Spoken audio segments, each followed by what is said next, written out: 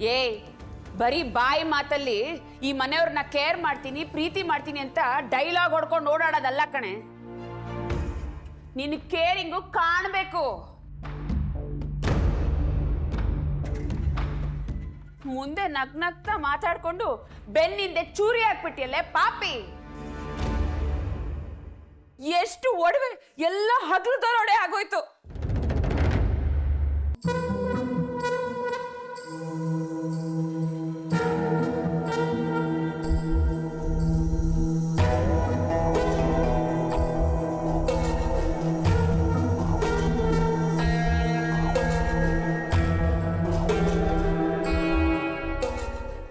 ಏನೋ ಡೀಪ್ ಆಗಿ ಬರೀತಾ ಇದ್ದಾಳೆ. ಮೋಸ್ಟ್ಲಿ ಗೌರ್ಮೆಂಟ್ ಕೆಲ್ಸಕ್ಕೆ ಅಪ್ಲೈ ಮಾಡ್ತಿರ್ಬೇಕು ಅನ್ಸುತ್ತಕ್ಕ. ಈ ಮದುವೆಗಿದ್ವೆ ಎಲ್ಲ ವರ್ಕ್ ಆಗೋದಿಲ್ಲ, ಕೆಲ್ಸಕ್ಕೆ ಹೋಗೋಣ ಅಂತ ಪ್ಲ್ಯಾನ್ ಮಾಡಿರಬೇಕು. ಪಾಪ ಕಾರಿಗೆ ಪೆಟ್ರೋಲ್ ಹಾಕ್ಸ್ಬೇಕಲ್ವಾ. ಒಬ್ರಮೆ ನಿಶಿ ಕೆಲ್ಸನ ಚಾನ್ಸೇ ಇಲ್ಲ. ಹಾಗಂತೀರಾ? ಸರಿ, ಹಾಗಿದ್ರೆ ಬನ್ನಿ, ಏನು ಮಾಡ್ತಾಳೆ ಅಂತ ಹೋಗಿ ತಿಳ್ಕೊಳ್ಳೋಣ. ಬೇಡ ಬೇಡ, ಸುಮ್ಮನೆ ಯಾಕೆ ಜಗಳ? ನಿಮಗೆ ತಿಳ್ಕೊಳ್ಳೋ ಆಸೆ ಇದೆ ಅಂತ ನಂಗೆ ಚೆನ್ನಾಗಿ ಗೊತ್ತು. ಬನ್ನಿ.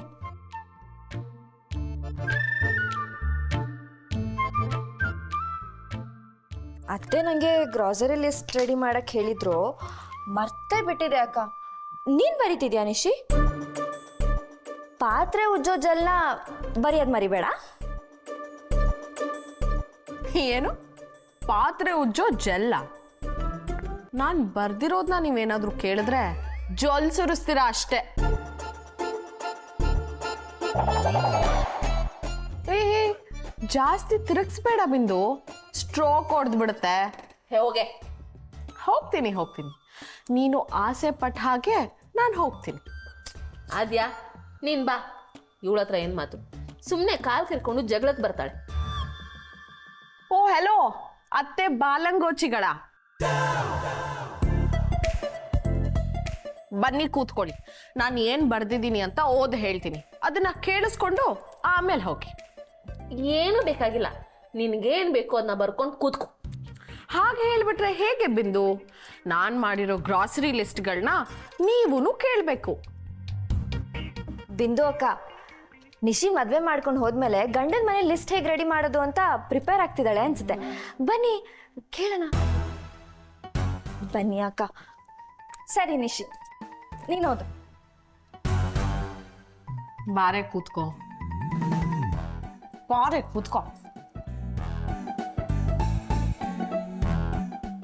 ಹಾ, ಆರ್ ಯು ಗೈಸ್ ರೆಡಿ?